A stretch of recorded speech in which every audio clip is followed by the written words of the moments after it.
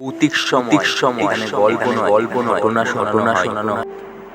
দক্ষিণ কলকাতার বেলভেডিয়ার রোডে দাঁড়িয়ে একটা বিশাল জাতীয় লাইব্রেরি, ভারতের সবচেয়ে বড় গ্রন্থাগার। কিন্তু বইয়ের পাশাপাশি এখানে মজুদ আছে অগুন্তি গোপন রহস্য। রাত বাড়ার সাথে সাথেই এই লাইব্রেরির করিডরগুলো হয়ে ওঠে ভয়ঙ্কর নীরব।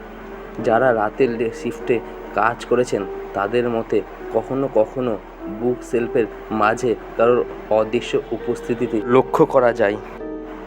বলা হয় লাইব্রেরির পুরনো ভবনের এক কক্ষে এক ব্রিটিশ মেম সাহেবের মৃত্যু হয়েছিল বহু বছর আগে।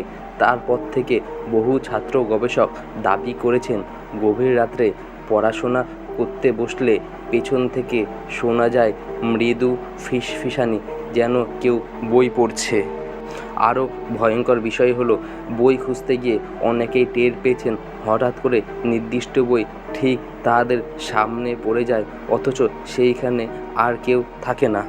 কখনো পুরো লাইব্রেরি এর সব আলো নিভে যাওয়ার পরও উঁচু ফ্লোরের জানালার দেখা যায় এক সাদা পোশাক পরা মহিলা দাঁড়িয়ে তাকিয়ে আছেন।